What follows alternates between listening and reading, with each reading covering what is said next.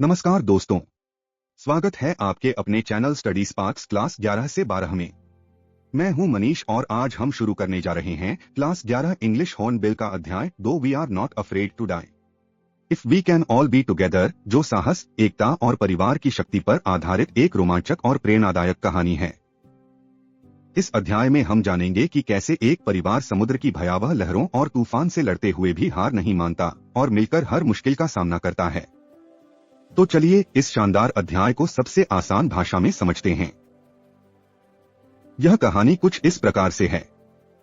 कथाकार और उसकी पत्नी प्रसिद्ध कप्तान जेम्स कुक की तरह ही दुनिया भर की यात्रा की योजना बनाते हैं।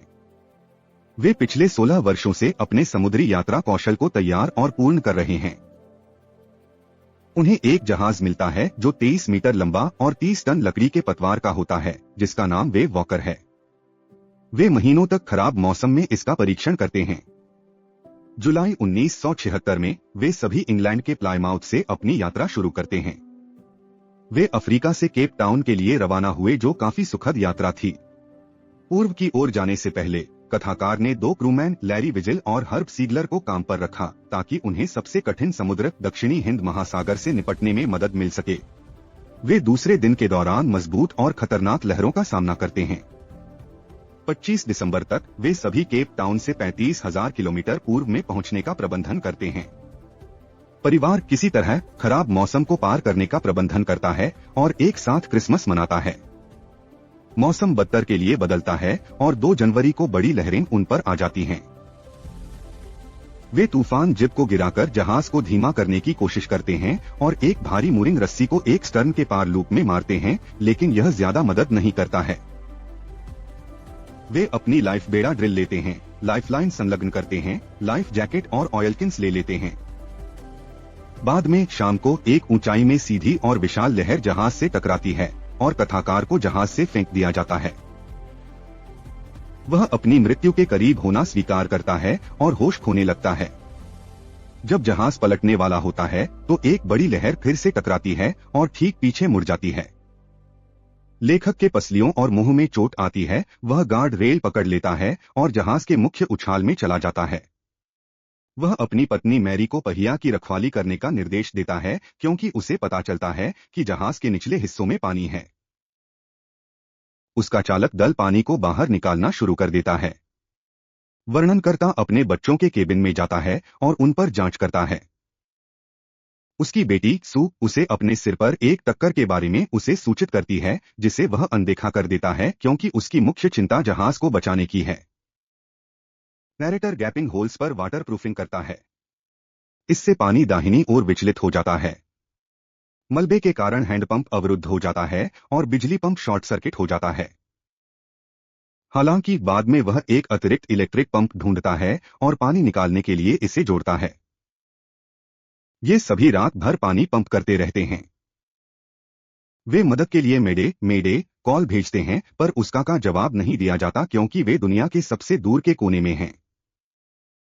दूसरी ओर सू की अब सूजी हुई काली आंख और हाथ में गहरा घाव है।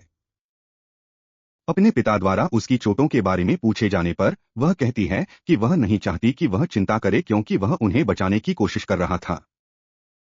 15 घंटे के बाद स्थिति नियंत्रण में आ जाती है। कथाकार रोटेशन में काम करने का फैसला करता है और आराम करता है। जल स्तर नियंत्रित है, लेकिन रिसाव अभी भी जलरेखा के नीचे था। जहाज अब खराब स्थिति में है।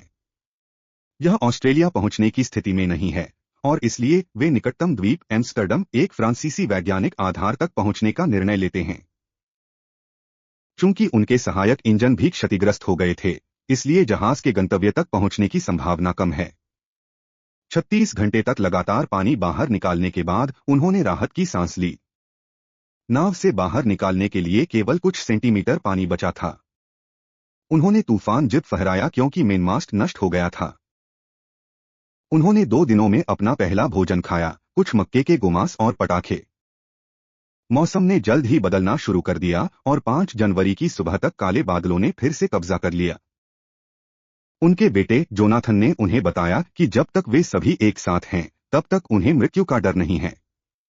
इसने उसे समुद्र से लड़ने के लिए दृढ़ संकल्प के साथ भर दिया। संघर्ष जारी रहा और वर्णनकर्ता ने कमजोर स्टारबोर्ड पक्ष की रक्षा करने की पूरी कोशिश की। उसी शाम कथावाचक और उसकी पत्नी हाथ पकड़कर बैठे, यह सोचकर कि उनका अंत निकट है। उनके बच्चों ने लगातार उनका समर्थन किया, जिससे उन्हें आगे बढ़ने के लिए नैतिक समर्थन मिला। वेव वॉकर तूफान के माध्यम से रवाना हुआ और इसे बनाया। इसके बाद वर्णनकर्ता ने हवा की गति पर काम करके अपनी सटीक स्थिति की गणना की। जब वह विचार मंथन कर रहा था, सू ने उसे एक कार्ड दिया जो उसने परिवार के प्रति अपने प्यार और कृतज्ञता को व्यक्त करते हुए बनाया था। उन्होंने लैरी को पाठ्यक्रम को 185 डिग्री तक चलाने का निर्देश दिया। उन्होंने कहा कि अगर वे भाग्यशाली रहे तो वे शाम 5 बजे तक एक द्वीप खोजने की उम्मीद कर सकते हैं।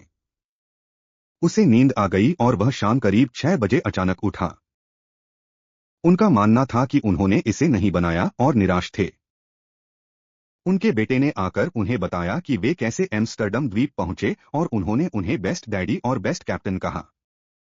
वे थोड़ा संघर्ष और निवासियों की मदद से द्वीप पर पहुंचे। पूरी टीम, परिवार और चालक दल के 2 सदस्यों ने कोशिश करना कभी नहीं छोड़ा। उनके संघर्ष और कड़ी मेहनत ने आखिरकार उन्हें बचा लिया। तो दोस्तों, यह था क्लास 11 इंग्लिश हॉर्नबिल का अध्याय 2 we are not afraid to die if we can all be together का आसान और पूरी तरह समझने योग्य एक्सप्लेनेशन।